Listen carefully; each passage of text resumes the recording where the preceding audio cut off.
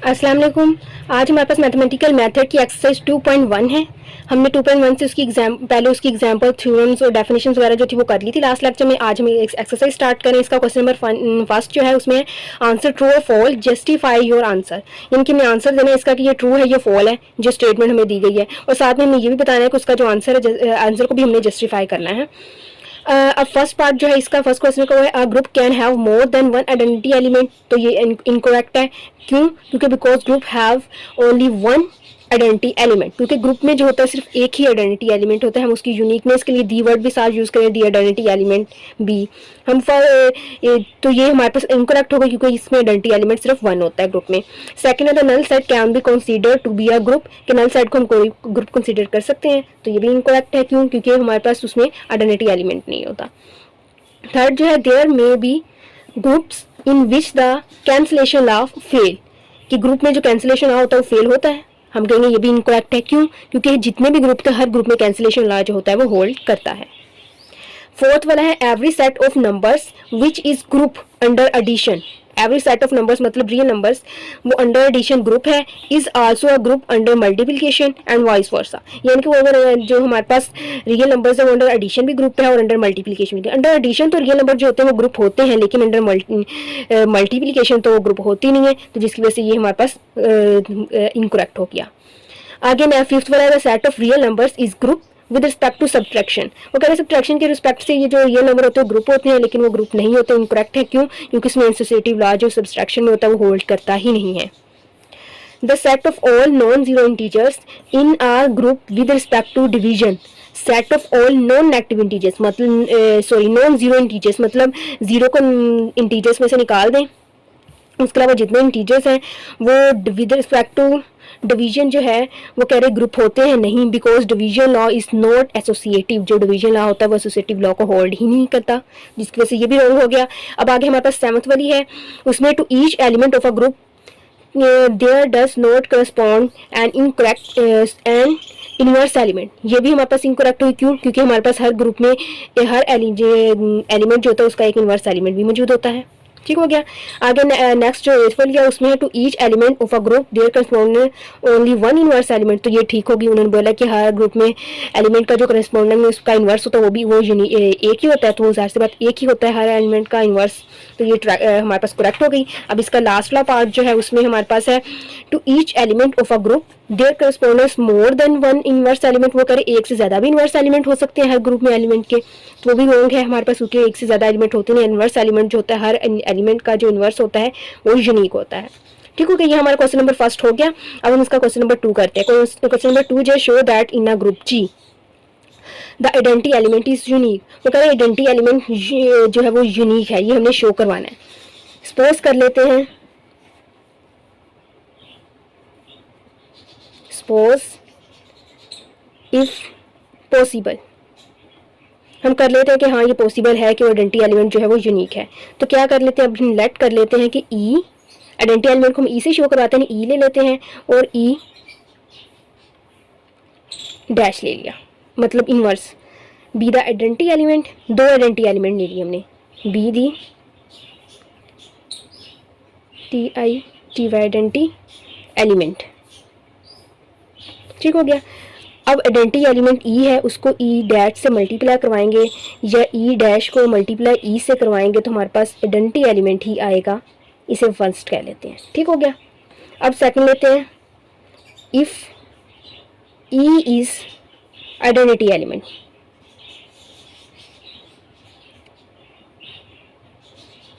अगर ई हमारे पास identity element हुआ तो क्या होगा, e multiply e dash equal e dash multiply e equal आ जाएगा ई के। यहाँ ई डैश क्यों आया था, because e dash is identity element. Identity element को किसी से मल्टीप्लाई करवाते तो वही हमारे पास आ जाता है ना, इसलिए सॉरी ई डैश नहीं, ये इसके लिए था। ई आइडेंटिटी एलिमेंट था, इसलिए जब आइडेंटिटी किसी से मल्टीप्लाई तो वही आ गया।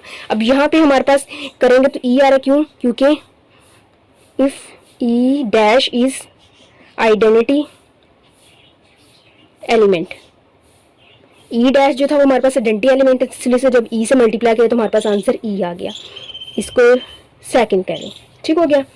अब from 1 and 2 equal e dash आ रहा है, तो इसका मतलब ये क्या हुआ कि दोनों सेम ही है और हमारे पास आइडेंटिटी एलिमेंट जो है वो एक ही है। पहले हमने सपोज कर लिया कि पॉसिबल कि ये पॉसिबल है कि जो आइडेंटिटी एलिमेंट है वो यूनिक है। अब उसके लिए हमने क्या किया, दो एलिमेंट ले लिए, ई और ई डैश। हमने कहा कि ये दोनों आइडेंटिटी एलिमेंट है। हमने ई को ई डैश से और ई डैश को ई से मल्टीप्लाई करा और हमारे पास ई डैश आ गया। तो इसका मतलब क्या हुआ कि ई जो था वो आइडेंटिटी एलिमेंट था। यहाँ पे जब हमने मल्टीप्लाई करा तो हमारे पास ई आया, तो इसका मतलब क्या हुआ कि ई डैश आइडेंटिटी एलिमेंट था। दोनों को जब हमने कंपेयर किया तो ई और ई डैश आपस में इक्वल आ गए। तो इसका मतलब क्या हुआ कि दोनों हमारे पास सेम ही नंबर्स है जो हमने लेट किए थे, और इसका मतलब आइडेंटिटी एलिमेंट जो है वो यूनिक है। अब हम इसका सेकंड पार्ट करते हैं आगे।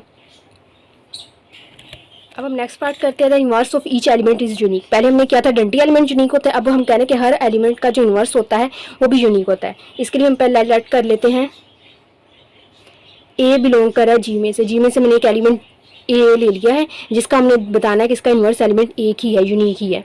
ठीक हो गया। अब हम कह लेते हैं कि लेकिन हम कह लेते हैं and b c are the inverse of a का इन्वर्स एलिमेंट तो एक ही होना चाहिए, लेकिन हमने लेट कर लिया कि वो दो हैं, बी और सी दोनों दो एलिमेंट है ए के इन्वर्स।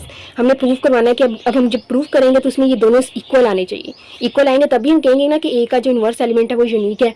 अब हम लेते हैं ए बी इक्वल बी ए करें तो हमारे पास क्या आएगा, आइडेंटिटी।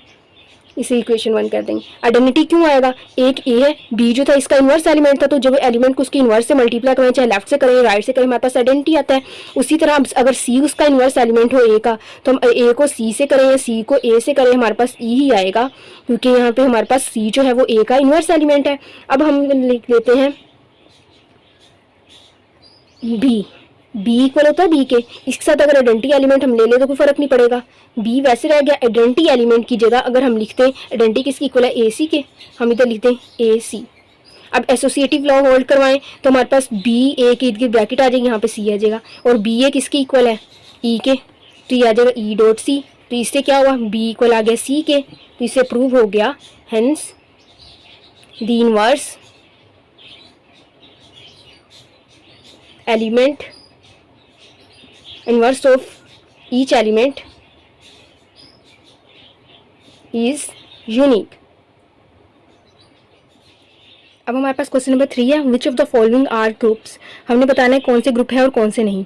फर्स्ट में दिया गया set of all positive rational numbers under multiplication, यानी कि रैशनल नंबर जो है positive rational number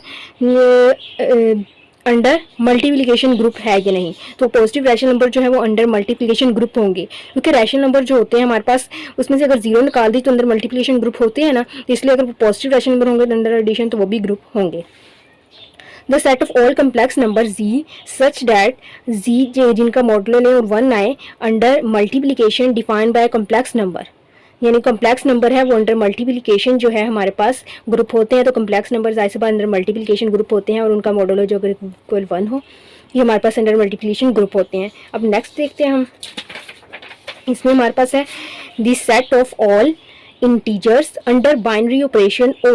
binary operation जो ये ओ दिया हो डिफाइन, ए को बाइनरी ऑपरेशन बी से करें इक्वल ए माइनस बी आए तो वो हमारे पास बिलोंग, ए और बी जो दोनों वो जी से बिलोंग करते हैं तो वो ग्रुप होंगे, या नहीं तो वो ग्रुप नहीं होंगे, माइनस की वजह से वो ग्रुप नहीं रहेंगे।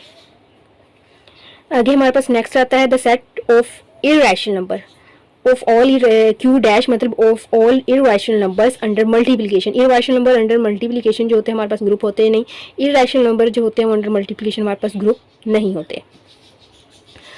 पॉजिटिव रियल नंबर, यानी कि याद एक बताया हुआ किस तरह से कि x जो होगा जो एलिमेंट हम लेंगे वो रियल नंबर का होगा, लेकिन वो ग्रेटर देन 0 होगा, मतलब पॉजिटिव होगा। पॉजिटिव रियल नंबर जो है वो अंडर मल्टीप्लिकेशन ग्रुप होते हैं, तो ज़्यादातर positive real number under multiplication group हो, क्योंकि पॉजिटिव में से 0 तो निकल जाएगा ना, 0 होगा ही नहीं जो उसे मल्टीप्लिकेशन ग्रुप होने से रोक रहा है। जो 0 है नहीं तो ज़्यादातर तो पॉजिटिव रियल नंबर जो है हमारे पास ग्रुप हो जाएंगे। यहाँ पर हमारे पास negative real number under multiplication group है, तो नेगेटिव रियल नंबर जो अंडर मल्टीप्लिकेशन ग्रुप नहीं हो, क्योंकि जो माइनस आता है ना हमारे पास, माइनस माइनस हमारे पास जब मल्टीप्लिकेशन करें तो वो प्लस हो जाता है, जिसकी वजह से वो हमारे पास ये नेगेटिव रियल नंबर जो है वो ग्रुप नहीं रहते। अब हमारे पास एक्सपोनेंशियल नंबर्स दे दिए गए हैं जो जिनकी पावर जो वो रियल नंबर होगी एक्सपोनेंशियल में, वो कह रहे हैं अंडर मल्टीप्लिकेशन ग्रुप है, तो ज़्यादा से वो अंडर मल्टीप्लिकेशन ग्रुप। हमारे पास क्वेश्चन नंबर 4 है, show that the set 1 2 4 7 5 7 8 under multiplication model of 9 is a group. हम इसे मॉडल 9 ग्रुप पुट करें 1 2 4 5 7 8 1 2 4 5 7 8 हमने लिख लिया। अंडर मल्टीप्लिकेशन 1 के साथ मल्टीप्लाई करेंगे एज इट इज आ जाएंगे। 2 1 2 2 2 4 2 4 8 2 5 10 10 को जब हम 9 पे डिवाइड करेंगे 1 आ जाएगा। 2 को 7 से मल्टीप्लाई करेंगे 14 14 को जब हम 9 पे डिवाइड करेंगे 5 आएगा। 2 8 16 16 को 9 पे डिवाइड करेंगे 7 आ जाएगा। 4 1 4 4 2 8 4 4 16 16 को 9 पे डिवाइड करेंगे तो बाकी 7 बच जाता है। 4 5 20 20 को 9 पे डिवाइड करते हैं तो बाकी हमारे पास 2 बचता है। 4 7 28 28 को 9 पे डिवाइड करते हैं बाकी 1 बचता है। 4 8 32 32 को जब 9 पे डिवाइड करते हैं बाकी 5 बच जाता है। 5 1 5 5 2 10 10 को जब 9 पे डिवाइड करते बाकी 1 बचता है, हमने 1 लिख लिया। 5 4 20 20 को जब हम 9 पे डिवाइड करते बाकी 2 बचते हैं, हमने 2 लिख लिया। 5 5 25 25 को 9 पे डिवाइड करते तो बाकी हमारे पास 7 बचता है, वो हमने लिख लिया। 5 7 35 35 को 9 पे डिवाइड करते बाकी 8 बचता है, हमने लिख लिया। 5 8 40 40 को 9 पे डिवाइड करते बाकी 4 बचता है, 4 हमने लिख दिया। 7 1 7 7 2 14 14 को जब हम डिवाइड करते हैं 7 2 14 14 को जब हम डिवाइड करते हैं 9 पे तो हमारे पास 5 बचता है। 7 4 28 28 को जब हम 7 4 28 को जब हम 9 पे डिवाइड करते हैं बाकी 1 बचता है। 7 5 35 35 को जब हम 9 पे डिवाइड करते हैं 8 बचता है, हमने लिख लिया। 7 7 49 49 को जब 9 पे डिवाइड करते तो बाकी 4 बचता है। 7 8 56 56 को जब 9 पे डिवाइड करते हैं हमारे पास 2 बचता है। 8 1 8 8 2 16 16 को 9 पे डिवाइड के बाकी 7 बच गया। 8 4 32 32 को जब हमने 9 पे डिवाइड किया तो बाकी 5 बच गया, 5 लिख दिया। 8 5 40 40 को 9 पे डिवाइड किया तो बाकी 4 बचा, हमने 4 लिख दिया। 8 7 56 56 को जब हमने 9 पे डिवाइड किया बाकी 2 बचा, 2 लिख दिया। 8 8 64 64 को जब 9 पे डिवाइड करेंगे बाकी 1 बचेगा।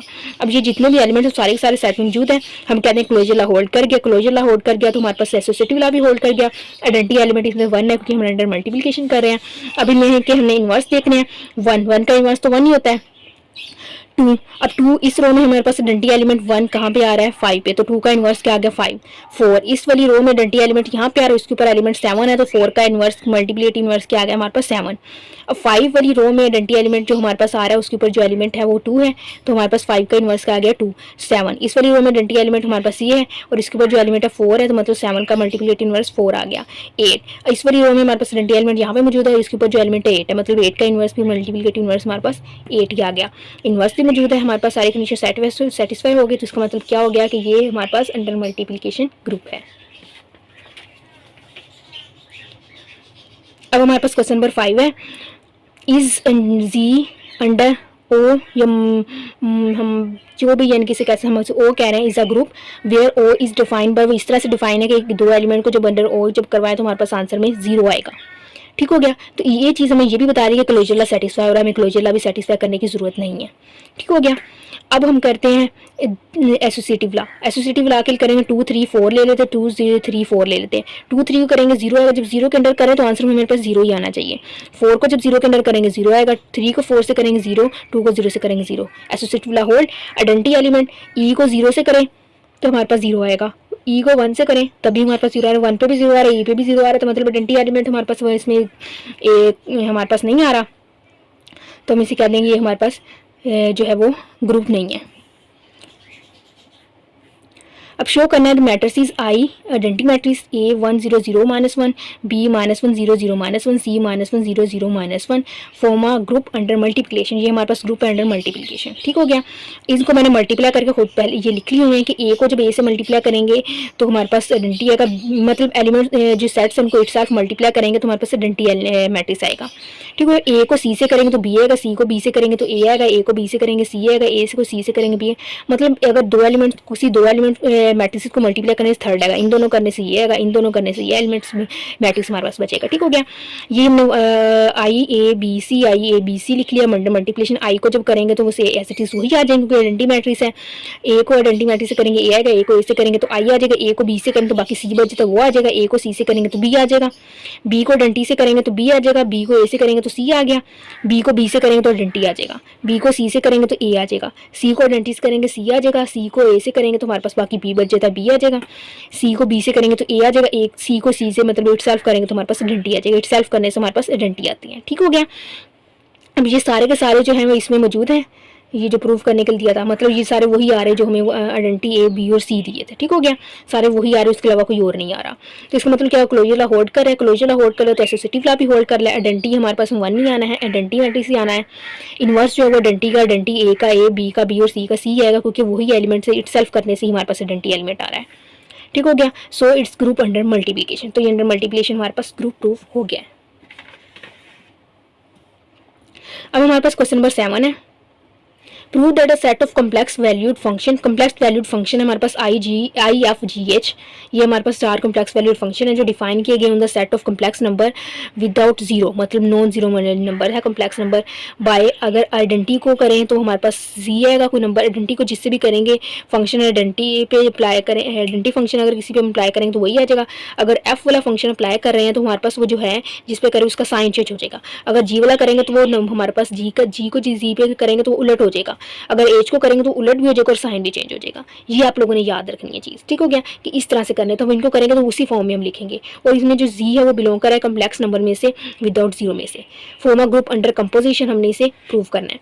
अगर हम क्लोजर ला के लिए करेंगे, 2 ले लिए हमने एफ और जी पे जब करेंगे तो हम इसे लिख सकते हैं g into f of g. अब एफ ऑफ जी करने से हमारे पास एज इट इज जी ही, एफ ऑफ जी करने सॉरी साइन चेंज हो जाता है, तो जी था हमने माइनस ही लिख दिया। ठीक होगा, अब जी ऑफ जी ऑफ माइनस जी करने से क्या आएगा, जी करने से क्या आता है जो अंदर एलिमेंट होता है वो उलट हो जाता है। यहाँ माइनस सी था तो हमारा ये उलट होकर -1 ओवर जी बन गया। अब -1 ओवर जी ये किस पे आ रहा है हमारे पास, जी पे, जी ऑफ जी पे तो हमने लिख दिया, सॉरी एच ऑफ जी पे आ रहा है, एच ऑफ जी लिख दिया, और एच ऑफ जी बिलोंग कर रहा है ना उसमें, तो ये हमने लिख दिया कि ये हमारे पास जी उसमें से आ रहा है complex value set of complex valued function में से। तो क्लोजर लॉ सेटिस्फाई हो गया। जब क्लोजर लॉ सेटिस्फाई हो जाए तो एसोसिएटिव लॉ जो है वो भी सेटिस्फाई हो जाता है, लेकिन मैंने फिर भी इसे आप लोग की आसानी के लिए यहाँ पे प्रूफ कर लिया है।